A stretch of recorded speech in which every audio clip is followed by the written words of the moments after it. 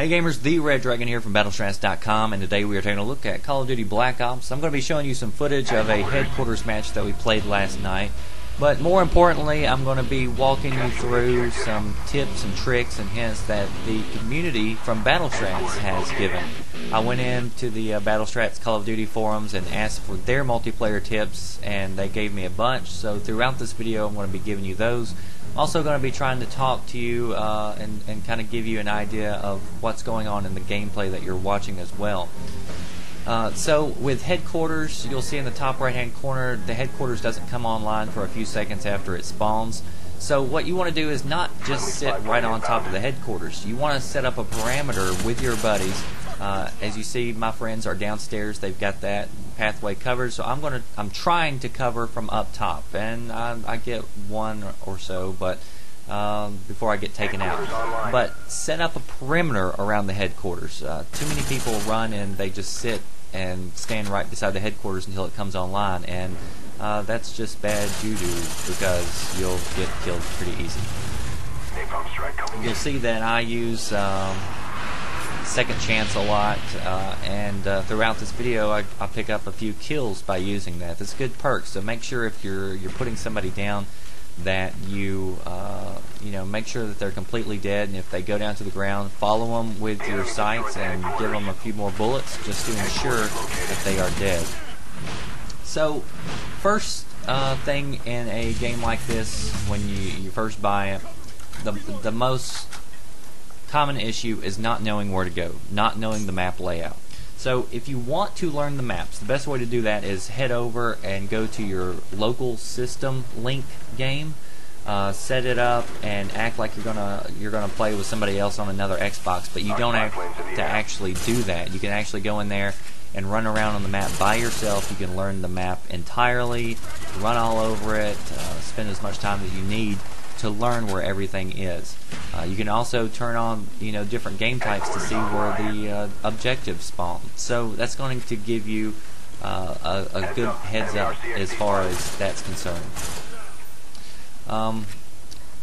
Another item that is pretty big is to, when you're learning the maps, is to learn the high grounds. Learn where the high parts are, where you can go up into the buildings and get on high ground, because you're going to have an advantage most of the time shooting down on enemies below you, because a lot of players just don't look up. They just run and keep their eyes ground level with whatever level they are on. So watch out for that.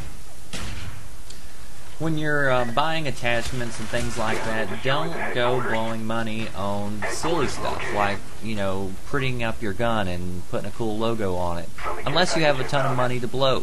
But really, I would invest more time early on in the game into figuring out what weapons you like best, what gun suits you best, and the attachments for it.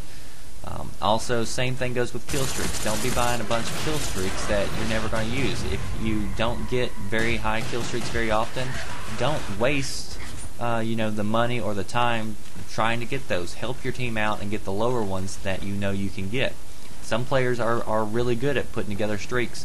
I myself, I'm like average, so I keep my kill streaks around middle. Remember that if you're playing like an objective type game like this one is, headquarters, domination, capture the flag, any of that, kill to death ratio does not matter. You can have a kill to death ratio of 0.25 or 25. It does not matter. The only thing that matters is getting the objective and getting the win. The only time that kill to death ratio matters is if you're playing deathmatch or team deathmatch. That's the only time. So if you're having a hard time and you're getting frustrated because you just you're having go negative all the time, don't worry about that, especially if you're playing objective games. The only way to get good at a game is to die a lot. You're never going to get good at it if you just give up and you stop playing. But learn to play, have fun, and don't take it too serious. A lot of times with just about all these guns that I've played with, I've realized that you have to aim down the sights in order to get a good aim on people.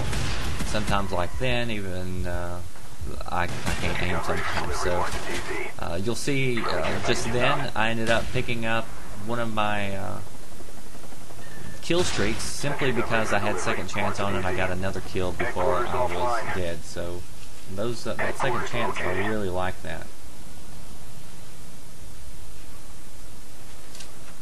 Since the game just came out, a lot of people are going to be running around with the lower kill streaks, or they're going to have the default ones, and a lot of those offer up the spy plane. A good perk to have on is the ghost perk, and that's going to keep you from being seen. Too many people rely solely on the radar. You'll see that currently on the screen the radar's going on and there's a lot of blips, but remember that if people have ghost on, you can't see those blips, so don't rely solely on that radar to know exactly where people are, because people can be right beside you and they not ever show on the radar.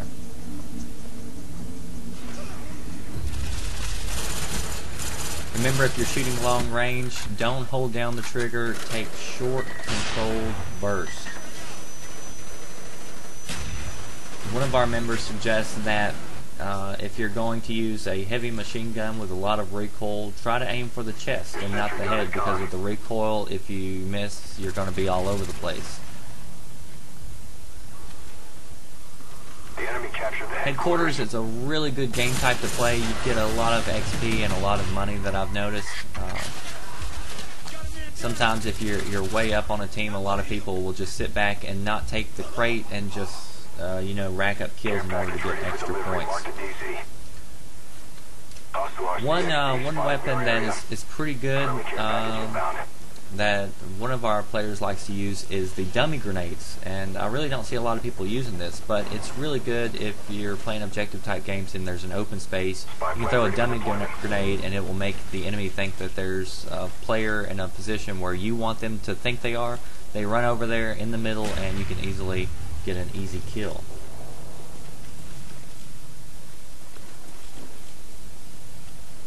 Headquarters secured. Headquarters located. Remember, when you're shooting some players, you know, you run into a player, you shoot them, try to make it a habit of not reloading if you've got, you know, a few more bullets in the gun, because a lot of times players like to team up and run right beside one another. That's another good tactic to always use, is if you're playing like a game, especially like team deathmatch or something, run with a partner. Even if you're not in a party with them, you're not talking to them, or you can't communicate with them, they're just a bunch of strangers, you can still just run behind them and follow them. If they go down, there's a good chance that you have an opportunity to put the player down who put them down. So it would either even it out or give you guys the lead. Two's always better than one. Also, you want to try to remember not to just run blindly around corners. You want to take your time and have your scope up, ready to aim down the sights for anybody who might be around that corner. As you're going to play the game and you learn more about the maps and everything, you're going to learn where all the hot spots are, and on certain game types where everybody tends to go. So that's all going to come with time. The enemy destroyed the headquarters. Headquarters located. Our spy plane's in the air. One good thing that I like to use a lot is Claymore. I'm actually not using it in this particular game, but just remember that the Claymores, if you place them right, it's almost an instant kill every single time that somebody walks by it. So if you know how to place them right, you can't place them directly right where somebody would come. Like, try to angle it where they're going to be running to.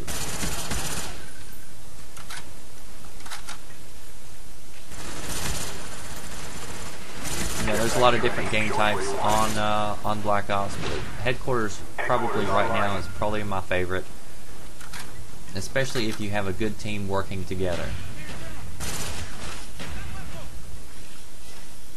Care package ready for delivery. Mark the DZ.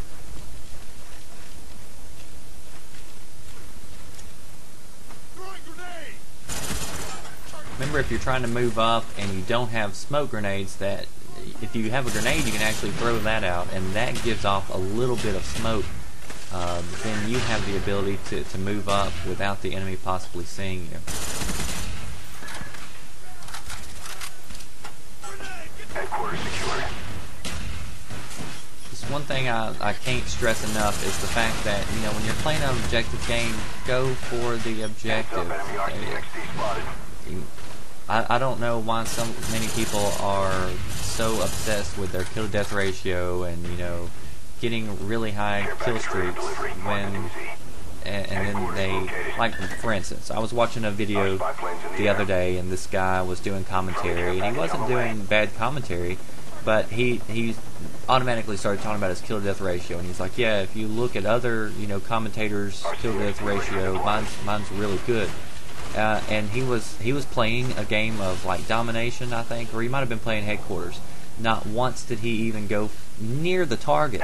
It's not a team player, and you know, with games like this, with objective games especially, you need to play for the team and not for yourself.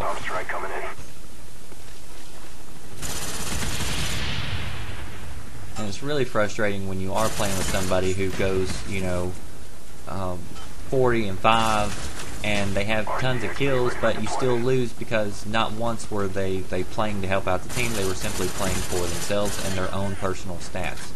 And I can tell you that you're not going to get girls based on your kill-to-death ratio. So it doesn't make you any cooler or anything else like that. Kill-to-death ratio is highly overrated. Friendly spy plane inbound. As I said before, it only matters if you're playing in team deathmatch games or really just deathmatch games. That's the only time that it matters. And the only thing you have to worry about is having at least one more kill than all your deaths. If you do that, and if you go positive by only one kill, then you know you've done your part. If everybody on the team did that, you win every single game. Heads up, enemy RCXD spotted. In Black Ops, sometimes you go through rounds where you'll have really good rounds and you kill a lot of people, and then sometimes you just get murdered.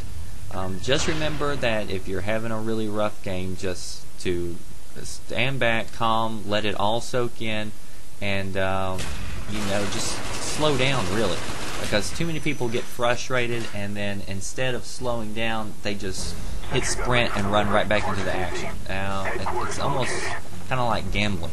You know, if you play poker and you lose a big hand, you know, you try to make that money back up as quickly as possible. A lot of people do, and if you do that, that's going to make you go more broke a lot of times. You just got to relax and calm down, and you know, get back into your particular zone.